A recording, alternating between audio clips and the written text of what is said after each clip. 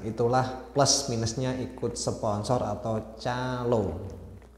Halo remisa, assalamualaikum warahmatullahi wabarakatuh. Kembali lagi bersama channel saya SA Production. Oke remisa, di kesempatan malam hari ini hawane mulai adem meneh, kadang panas, kadang adem. Semoga para TKI yang ada dimanapun berada dalam keadaan sehat tanpa kurang suatu apapun. Oke pemirsa, di kesempatan kali ini saya akan membagikan suatu pengalaman atau cerita saya dulu waktu berangkat ke Taiwan ya remisa.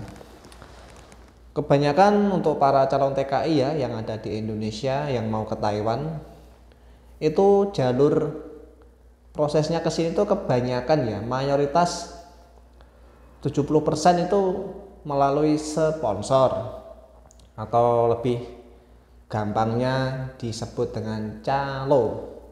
Sponsor yakni adalah orang yang memiliki hubungan keterkaitan dengan PJ TKI yang sebagai pencari atau menjaring para calon TKI yang mau berangkat ke Taiwan. Tanpa calo atau sponsor, maka orang PT nggak akan dapat yang bisa diberangkatkan ke negara penempatan.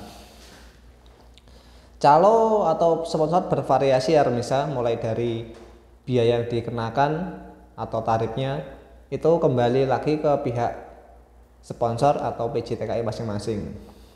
Lalu kalau untuk saya sendiri ini, dulu saya berangkat ke Taiwan tahun 2017 itu nggak melalui sponsor ya remisa, alias saya langsung daftar sendiri ke PJ TKI lah, ke PT-nya langsung tanpa melalui sponsor.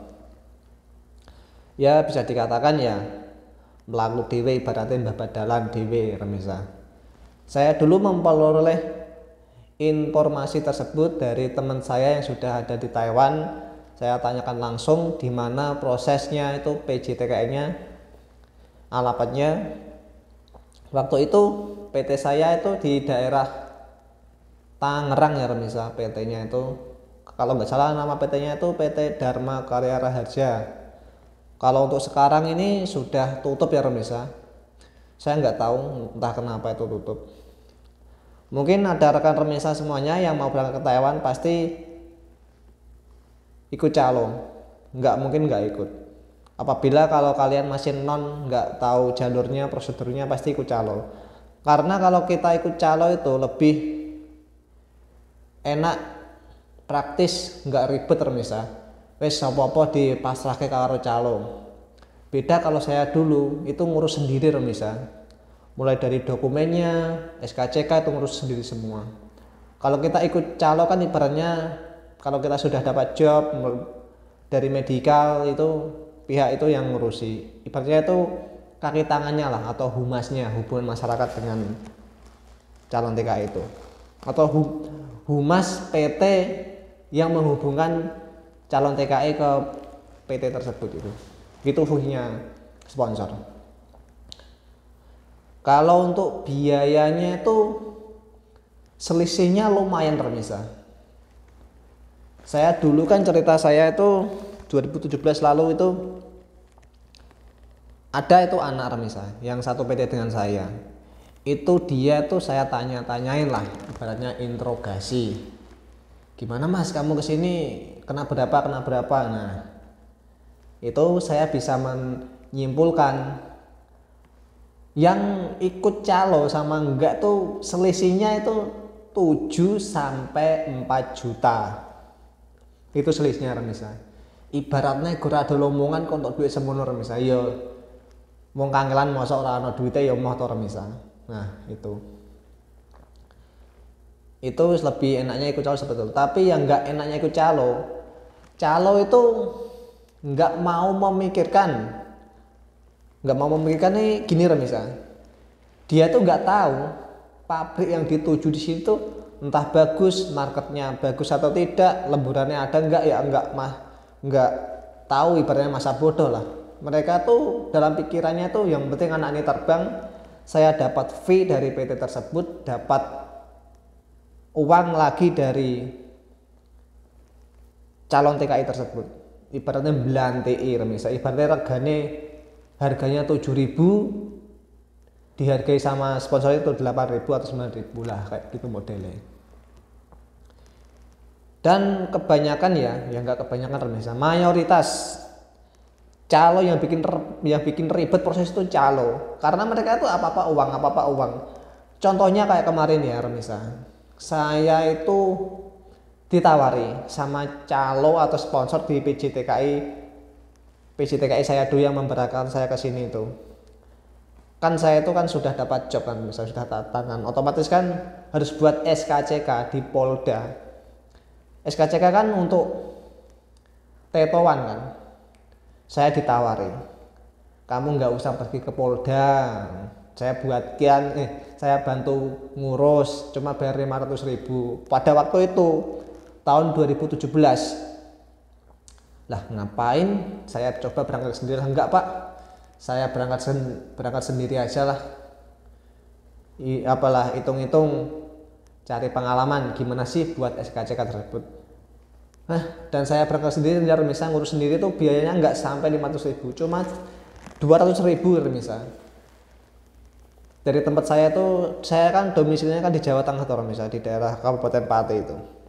Dari tempat saya ke pusat kota Semarang itu saya beli minyak bensinnya itu nggak sampai 200.000, 100.000 sudah cukup Remisa bolak-balik, dan 100.000-nya buat beli makan dan rokok malah lebih Remisa. Nah ibaratnya sendiri 300.000 kan lebih baik untuk biaya yang lainnya toh. Itu enaknya. Jadi seperti itu Remisa, itulah plus minusnya ikut sponsor atau calo. Kalau untuk rekan Remisa calon TKI yang baru non ya, kalau mau meniru seperti saya harus siapkan mental dan pengalaman yang lebih lanjut. Intinya itu lebih kendel Remisa, harus berani. Ya kalau menurut saya sih nggak usah ikut sponsor Remisa, kita langsung daftar saja ke PJTKI-nya, langsung sama stafnya. Bu mau daftar ke Taiwan, ibaratnya kan kita kan datang bawa uang beli job. Kalau lewat sponsor mah tambah ribet Remisa. Isinya sponsorku duit dan duit. Nah aku kalau ada sponsor gitu wes paling sebel Remisa, karena mereka itu nggak ngerti, nggak tahu pabrik yang kalian dapatkan itu ada lemburannya atau enggak sih, nggak tahu. Mereka loh, kalian kasih pertanyaan, potongannya berapa pak tiap bulannya itu, aspek berapa, mana ada yang tahu, jarang yang tahu Remisa.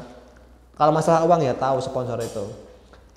Saya di sini tuh nggak mau memberatkan nggak mau menjelekkan sponsor ya, tapi saya ngomong berdasarkan fakta, logika yang ada di lapangan. Karena saya juga merasakan Remisa, kalian para calon TKI yang baru daftar rasanya seperti apa.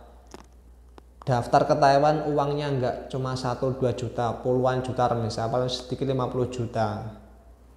Kasihan cari uangnya di Indonesia itu untuk berangkat ke sini.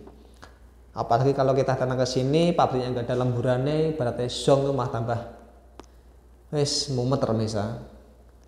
Makanya selisihnya sampai 4 juta itu lebih baik kan digunakan untuk kepentingan lainnya daripada untuk dimanfaatkan atau diakali oleh calo. Mohon maaf untuk para calo apabila tersinggung dengan omongan saya. Ya yang namanya kerja ya dapat uang lah, tapi ya sewajarnya saja, ngomong berdasarkan fakta. Kalau Taiwan ini seperti ini, potongannya segini-segini, jangan kalian ngomong ibaratnya gaji 13 juta bersih. Lah iku mang pabrik mbae apa piye. Taiwan loh masih ada potongannya banyak banget. Kalau kalian masih baru datang pertama ke Taiwan, Cinatra sini lah entek duitnya kalian Remisa, kalau nggak ada lemburane yakin lah. Itulah pesan saya untuk para calon TKI yang mau berangkat ke Taiwan. Usahakan gali dulu informasi prosesnya gimana gitu.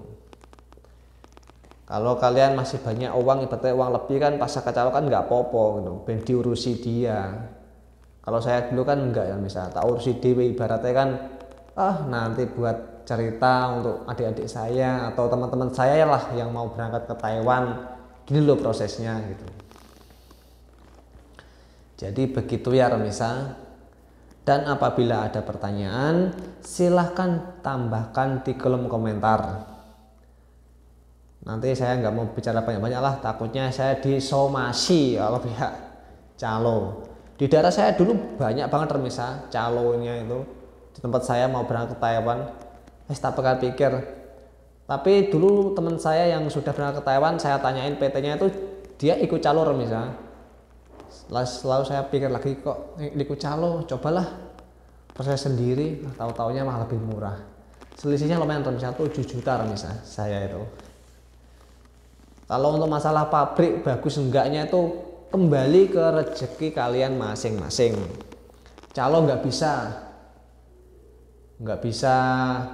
milihin, wah job ini bagus enggak, karena mereka itu nggak tahu lokasi apa itu, nggak tahu keadaan langsung di Taiwan seperti apa. Ya bisanya cuma cepet-cepet ini anak saya cepet dapatkan job, cepet-cepet kalau dapat job doer bisa, penting kalem tapi hasilnya bagus, tidak ngono toh remisa. Nah begitu saja remisa, itulah informasi yang bisa saya sampaikan kepada kalian. Terima kasih sudah menonton. Wassalamualaikum warahmatullahi wabarakatuh.